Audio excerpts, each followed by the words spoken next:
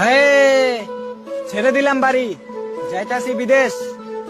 I not বড় লোকের ছেলে, গরিব ঘরের ছেলে হইয়া ছেড়ে দিলাম দেশ।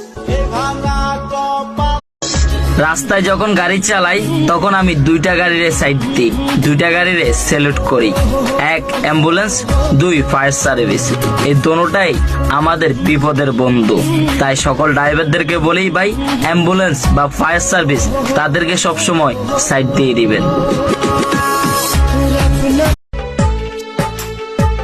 ভাবছিলাম পাখি তোরে লইয়া বাঁধমু সুখের ঘর, তুই তো